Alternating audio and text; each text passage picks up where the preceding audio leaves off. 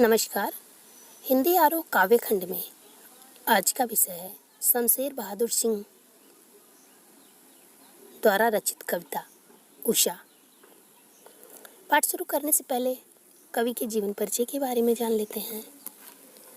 कवि शमशेर बहादुर सिंह का जन्म 13 जनवरी सन 1911 को देहरादून, उत्तर प्रदेश, जो अब उत्तराखंड में है, हुआ था।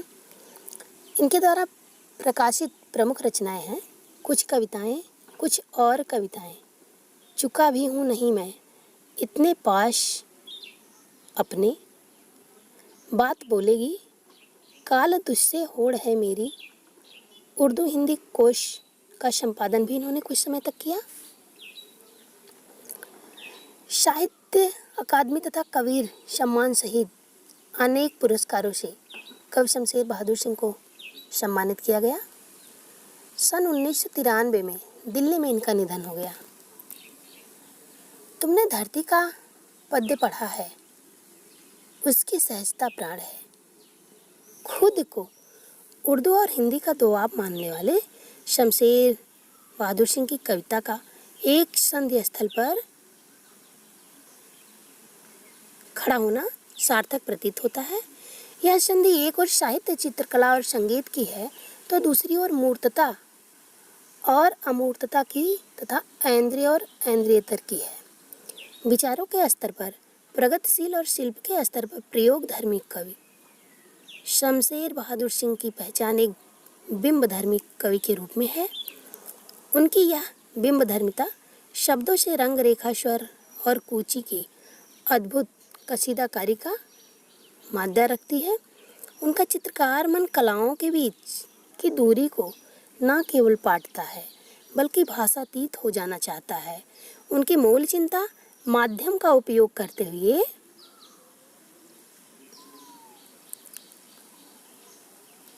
भी बंधन से परे जाने की है।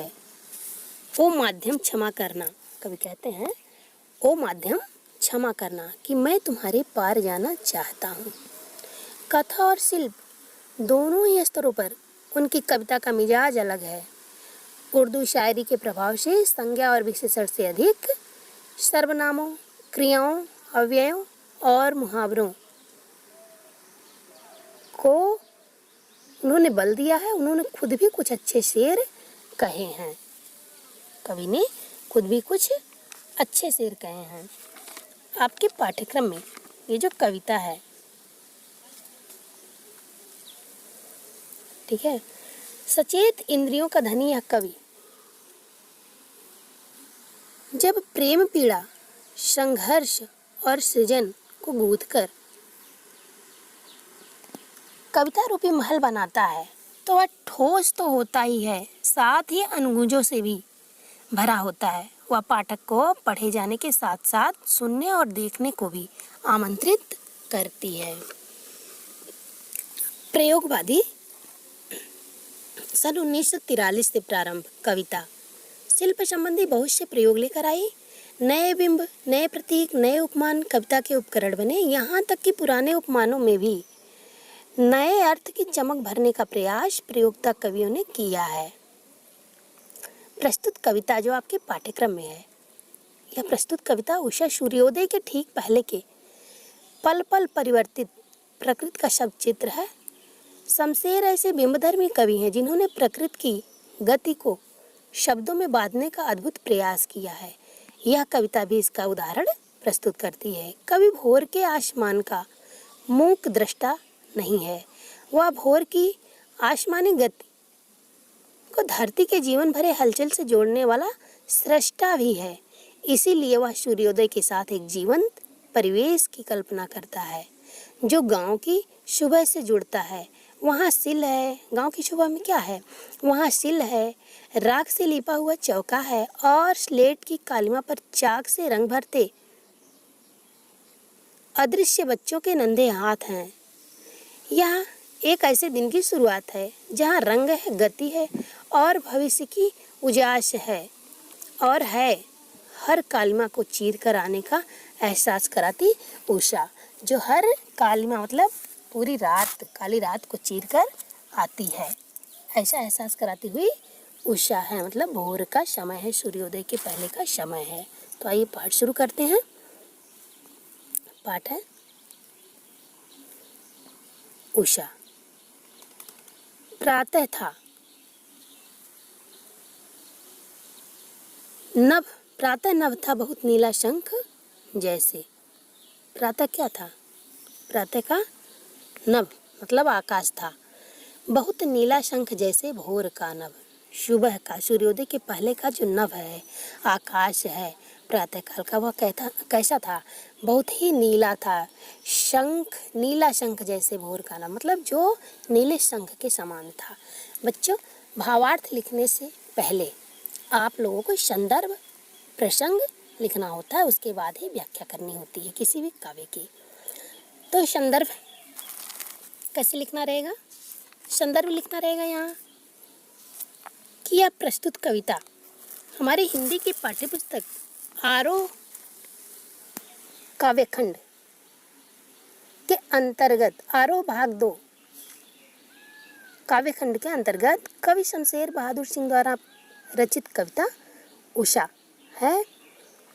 और प्रसंग में लिखना रहेगा आपको कि इस कविता में कवि ने नवीन उपमानों का प्रयोग करते हुए सूर्योदय से पहले के पल पल परिवर्तित होते प्राकृतिक वातावरण का शब्द चित्र खींचा है, उसका सुंदर वर्णन किया है।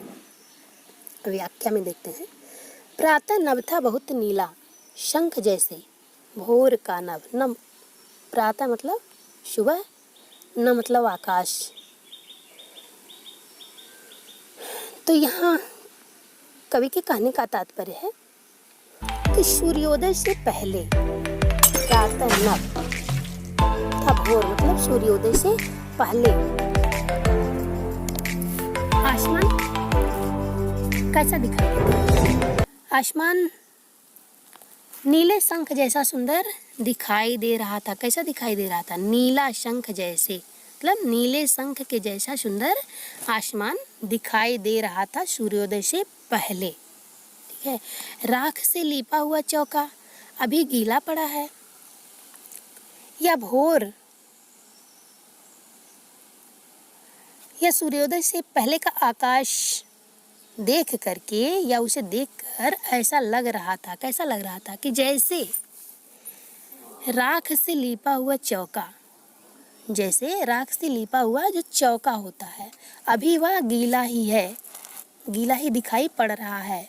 अर्थात जिस प्रकार से, कहने का तात्पर्य है कवि के कि जिस प्रकार से राख से लिपा हुआ चौका एकदम साफ सुथरा और सुंदर दिखाई देता है, वैसे ही सूर्योदय के पहले का आकाश भी स्वच्छ और निर्मल मतलब नीले रंग का दिखाई दे रहा है।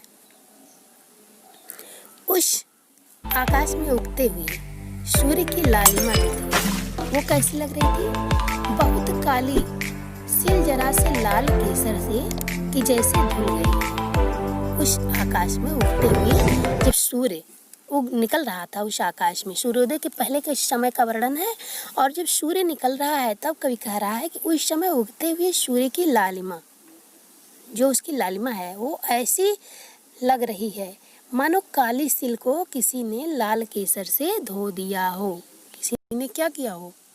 लाल केसर से किसी ने धो दिया हो, कि जैसे धुल गई। काली सिल, जरासी, मतलब अंधेरी रात को काली सिल कहा गया है कि अंधेरी रात जैसे जरासी लाल केसर से धुल गई हो, और स्लेट पर लाल खड़िया चाक मलती हो किसी ने। और कवि कहते हैं कि किसी ने जैसे स्लेट पर लाल रंग की खड़िया मिट्टी जो बच्चे पहले लिखते थे उससे, खड़िया मिट्टी का चाक जैसे किसी ने मल दिया हो। सूर्योदय से पहले का आकाश इस तरीके से दिखाई दे रहा है, वह आसमान ऐसा दिखाई दे रहा है कि मानो जैसे नील जल में या किसी की गौर झिलमिल दें जैसे हिल रही हो। कवि कहते हैं कि वह भोर का समय, सूर्योदय के पहले का समय ऐसा दिखाई दे रहा है, इस तरीके से प्रतीत हो रहा है कि जैसे मानो नीले जल में कोई गौरवरड़ी देह हिल रही हो। गौरवरड़ी मतलब गोरी, गौर मतलब होगा गोरा, देह मतलब शरीर, ठीक है, देह से तात्पर्य होगा शरीर। जैसे नीले जल में किसी का गोरे रंग की झिलमिल देह मतलब शरीर हिल रही हो। कवि के कहने का तात्पर्य है कि सूर्योदय से पहले का आसमान इस तरीके से दिखाई दे रहा है कि जैसे लग रहा है जल में, कैसे जल में, नीले जल में कोई गौर वर्णी मतलब गोरे रंग की देह हिल रही हो, झिलमिल देह जैसे हिल रही, जैसे किसी गोरे रंग की देह हिल रही हो। और जादू टूटता है, इस उषा का अब सूर्योदय हो रहा है।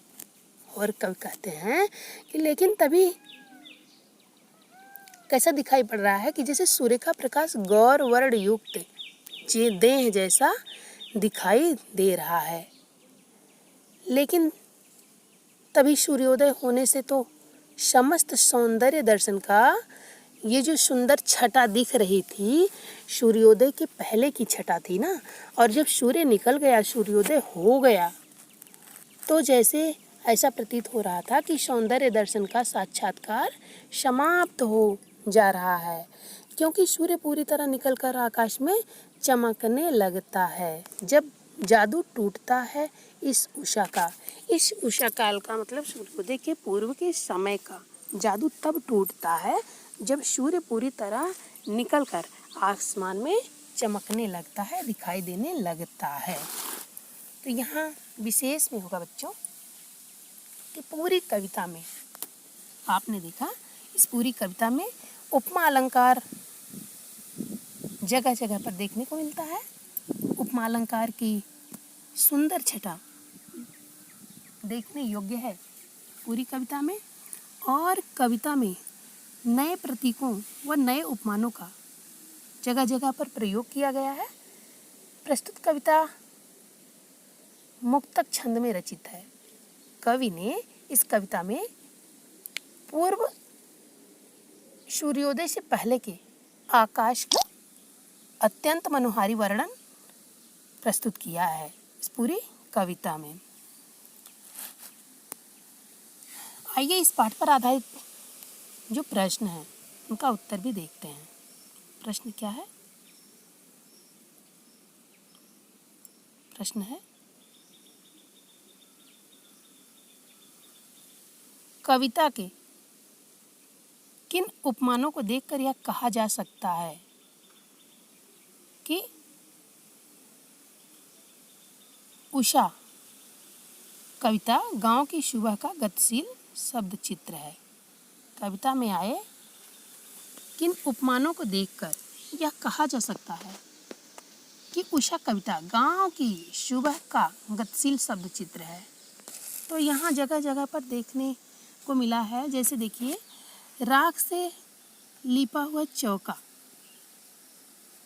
पाठ में जो आया है राख से लिपा हुआ चौका, और स्लेट पर या लाल खड़िया चाक मल दी हो किसी ने।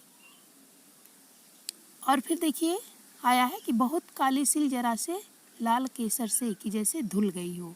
ऐसे उपमान हैं।